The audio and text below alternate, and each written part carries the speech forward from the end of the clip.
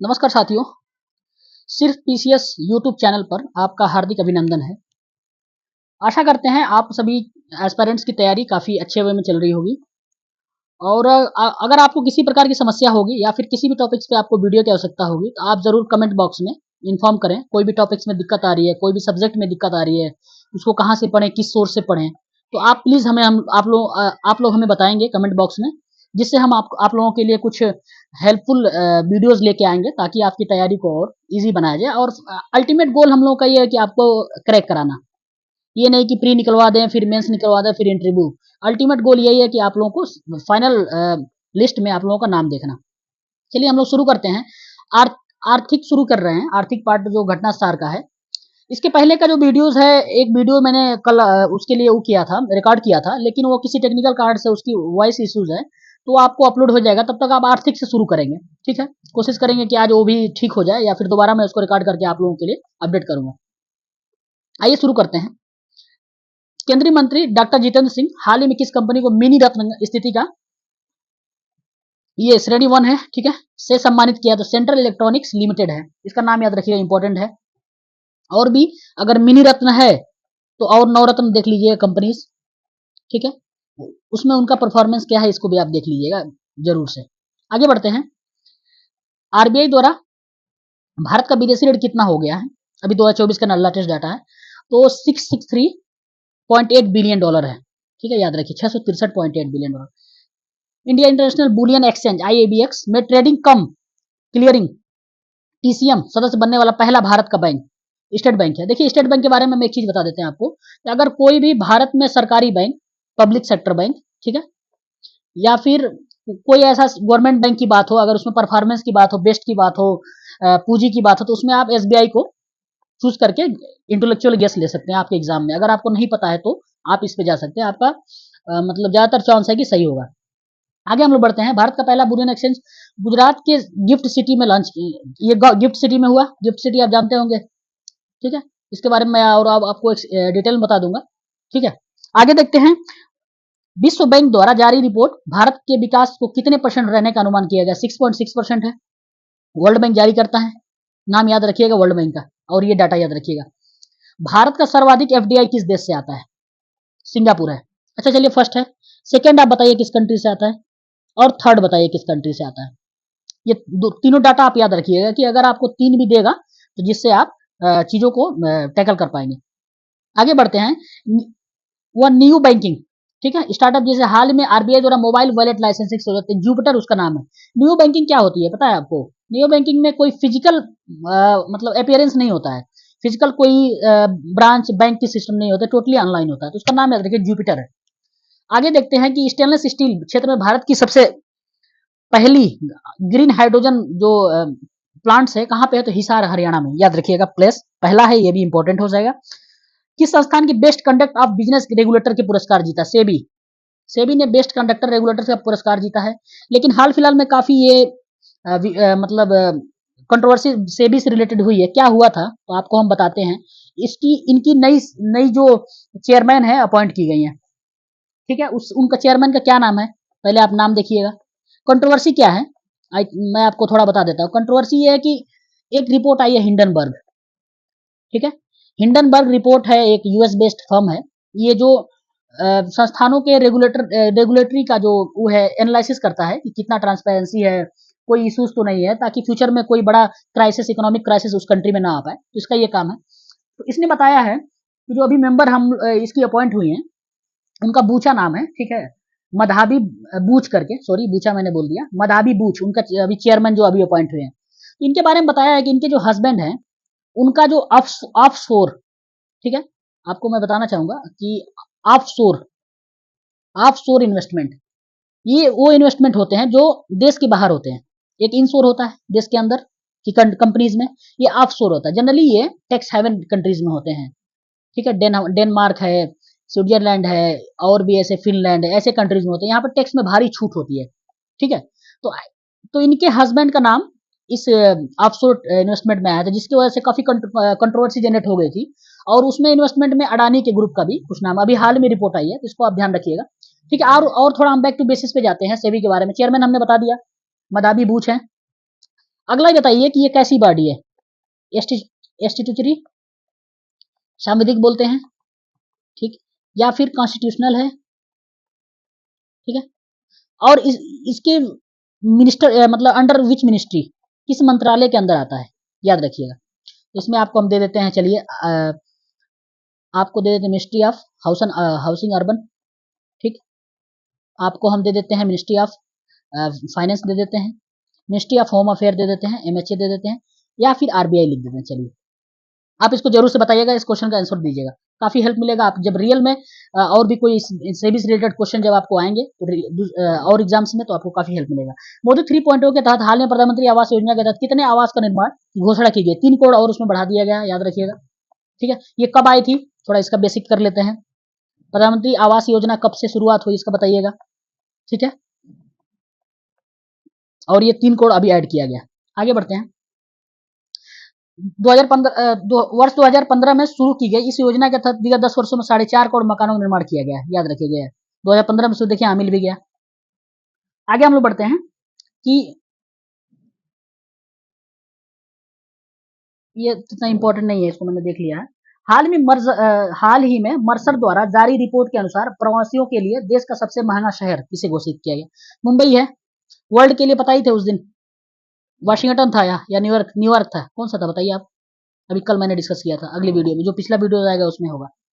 आगे बढ़ते हैं हम लोग। किस देश के न्यायाधीश ने गोल्डन राइस के व्यावसायिक उत्पादन पर रोक लगाई थी, फिलीपींस है। तो चलिए इसको बैक टू बेसिक्स करते हैं कि आप थोड़ा इसके बारे में बताइए, व्हाट इज गोल्डन राइस।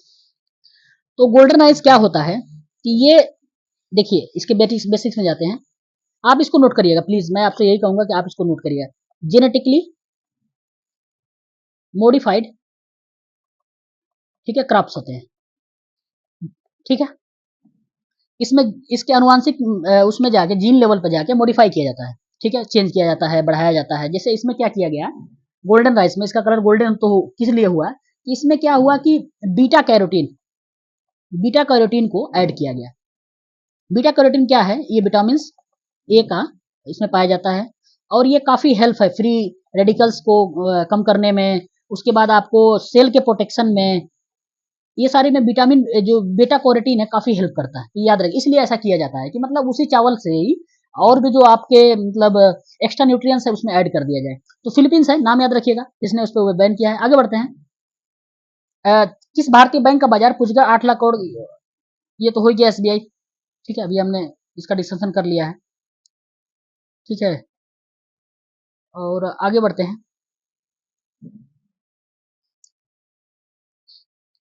किस बैंक ने भारत का पहला वर्चुअल क्रेडिट कार्ड, एचडीएफसी है, ठीक, उसका नाम पिक्सल है। डिजिटल प्लेटफॉर्म कंपनी फोन पे किस देश में यूपीआई यूनिफाइड पेमेंट सुविधा लॉन्च की, श्रीलंका में लॉन्च किया फोन पे ने, ठीक है, याद रखिएगा। यूपीआई का मैंने क्वेश्चन बताया था इसके पहले, यूपीआई यूनिफाइड पेमेंट इंटरफेस, पहले फुल फॉर्म याद रखें, किसके अंडर आता है बताइए। ये ऑप्शन देते हैं, चलिए, आरबीआई, एनपीसीआई और सेबी, किसके अंडर आता है बताइए। आप जरूर कमेंट बॉक्स में बताइएगा, मैंने आपको कल काम दिया था, अगर आप होमवर्क किए होंगे तो सारे सवालों का जवाब आप दे पाएंगे। विश्व बैंक के आर्थिक सलाहकार पैनल के सदस्यों के रूप में भारतीयों को नियुक्त किया गया, राकेश, ठीक है, राकेश मोहन जी हैं, उनको नियुक्त किया गया। भारत सरकार लाभांश के रूप में कितने लाख करोड़ रुपए दिया है, 2.11 लाख करोड़ रुपए आरबीआई ने अपने जो इसके प्रॉफिट है उसमें से भारत सरकार को दिया है। अच्छा, आरबीआई किस मिनिस्ट्री के अंदर आती है, शायद आप लोगों को पता हो, या फिर मैं बता दूंगा। आरबीआई किस मंत्रालय के अंदर आता है, जानते हैं आप लोग, बताइएगा, ऑप्शन दे देते हैं। चलिए, ministry of home affair, finance ministry, department of economic affairs under finance ministry, या फिर कुछ और, बताइएगा आप जरूर से, बहुत इंपॉर्टेंट क्वेश्चन है, ठीक है। आगे आते हैं। आरबीआई का थोड़ा और भी देख सकते हैं आप, स्टैब्लिश कब हुआ, 35 में, ठीक है। एक्ट कौन सा है, किस एक्ट के तहत बैंकों को रेगुलेट करता है, ठीक है, ये सब चीजें आप देख सकते हैं। इसके मॉनेटरी पॉलिसी कमेटी जो होती है, इसके कितने मेंबर होते हैं, इसका चेयर कौन करता है, ठीक है, कैसी रिपोर्ट होती है, बैंक रेट पे है कि किस पे है, ये सब आप देख के बताइएगा, इसको होमवर्क जरूर करिएगा ये सब, ठीक है, काफी हेल्प मिलेगा आपको एग्जाम में। आगे हम लोग बढ़ते हैं। गेल लिमिटेड को 2024 में अपना पहला 10 मेगावाट क्षमता का ग्रीन हाइड्रोजन प्लांट कहाँ पे है, तो विजयपुर मध्य प्रदेश में, ठीक है। ये तो इतना इंपॉर्टेंट नहीं है, ठीक है, आगे बढ़ते हैं।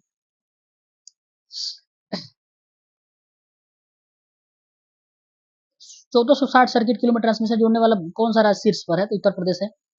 ये है रोटिंग, हटा दीजिए, इसका इंपॉर्टेंट नहीं है। प्रवासन जारी रिपोर्ट में अनुसार भारत को, ये भी कोई उतना उन्हें, याद रखिए भारत का सबसे बड़ा व्यापारिक भागीदार, ठीक है, चाइना बन गया है। चलिए 2 नंबर बताइए कौन सा देश है? सिंगापुर है, यूएसए है, या फिर यूएई है? कौन सा देश है? 2 नंबर बताइए। 3 नंबर बताइएगा, तीनों आप याद रखिए, 3 नंबर तक की रैंकिंग। आगे हम लोग बढ़ते हैं कि चेन्नई की startup company technology mind grow technology ने हाल में किस नाम से भारत का पहला वाणिज्यिक उच्च प्रदर्शन चिप लॉन्च किया है? सिक्योर आईओटी नाम से, सिक्योर आईओटी नाम से, ठीक है। बजाज ऑटो ने किस नाम से दुनिया की पहली सीएनजी मोटर साइकिल लॉन्च किया? तो बजाज फाइटर। बजाज फाइटर क्या है पूछ देगा, तो याद रखिएगा बजाज फाइटर कुछ नहीं है, सीएनजी एक साइकिल है। आगे बढ़ते हैं। वह देश जहां से आरबीआई ने 100 टन सोना ले आया, तो उसका क्या नाम है? ब्रिटेन। ये कब हम लोग रखा था पता है? एलपीजी के टाइम इसको रख के हमने पैसा लिया था। ये नहीं कि हमारा सोना लेके गए थे जो रिटर्न कर रहे हैं, ऐसा कुछ नहीं है। और एक चीज याद रखिएगा, इसमें इसमें क्या हुआ है कि जब कोई देश में आता है तो 2 चीजें होती है, एक कस्टम लगता है, ठीक है, और एक लगता है जीएसटी। तो कस्टम तो इसको 100 टन सोने पे माफ कर दिया गया इस आरबीआई के सोने को, लेकिन जीएसटी इस पे ले लिया गया।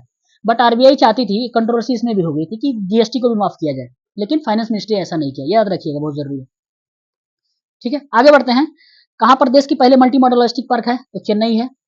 आगे बढ़ते हैं। कौन सा राज्य सबसे बड़ा 30% योगदान इलेक्ट्रॉनिक सामान में है? तो तमिलनाडु है। ये क्वेश्चन बहुत इंपॉर्टेंट है कि हाल में किसी को रिप्लेस किया, शायद कर्नाटका या केरल को रिप्लेस किया, याद रखिएगा। वित्तीय, ऐसे जनरली हम बोलेंगे तमिलनाडु में कैसे हो सकता है, कॉमन सेंस लगाएंगे कि यार नहीं तमिलनाडु नहीं है, कोई और स्टेट, लेकिन तमिलनाडु, याद रखिएगा।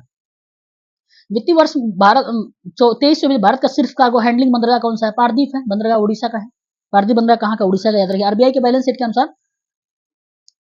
2024 तक कितने परसेंट करोड़ रुपए का हो गया है बैलेंस शीट? तो ये 70, इतना याद रखिएगा। आईएलओ द्वारा वैश्विक रोजगार दर का अनुमान कितना है? 4.9% है। रिपोर्ट आईएलओ, ठीक है, याद रखिएगा। और उसकी रैंक याद रखिए, वर्ल्ड की बेरोजगारी से संबंधित है। आगे बढ़ते हैं। ये तो इतना इंपॉर्टेंट नहीं है, इसको काटिए, आगे बढ़िए। ये है क्या है, भारत सरकार के विद्युत मंत्रालय द्वारा 20 मार्च किसे मिनी रत्न श्रेणी का, तो grid control of India limited है, इसका नाम याद रखिए, ठीक है, काफी इंपॉर्टेंट है। आगे बढ़ते हैं। चाइना मोबाइल को डेटा ट्रैफिक के मामले में पीछे छोड़ते हैं दुनिया की सबसे बड़ी उपभोक्ता कंपनी रिलायंस जियो कैसे बनी है, क्यों बनी है, वो सब तो आप लोग कंट्रोवर्सी जानते हैं। आगे बढ़ते हैं। 24 में भारत निर्मित इलेक्ट्रिक वाहन ईवी निर्यात करने वाली पहली कंपनी फ्रांसीसी कार निर्माता कंपनी सिट्रोन है, ठीक है, ये फ्रांसीसी कंपनी, याद रखिए, सिट्रोन उसका नाम है। आगे हम लोग बढ़ते हैं कि एनवाडिया कर्प क्या है? ये आईफोन बनाने वाली कंपनी एप्पल को पीछे छोड़कर सेमीकंडक्टर बनाने वाली कंपनी को कौन से दुनिया की दूसरी सबसे बड़ी मूल्यवान कंपनी बन गई? तो एनवाडिया कर्प एप्पल को पीछे छोड़ा है, तो काफी न्यूज है क्योंकि एप्पल सबसे बड़ी कंपनी है। आगे हम लोग देखते हैं कि लंदन स्थित बैंकिंग ने केंद्रीय बैंकिंग पुरस्कार के तहत विश्व बैंक के जोखिम प्रबंधन रोजगार के लिए किसे चुना है? तो अपना आरबीआई है। शक्तिकांत दास उसके गवर्नर हैं, उनको भी अभी अवार्ड मिला था ब्रिटेन में ही, याद रखिएगा। 16वें वित्त आयोग के पूर्णकालिक सदस्य के रूप में किसे? मनोज पांडे। अच्छा, 16वां जो वित्त आयोग है ये कौन अपॉइंट करता है?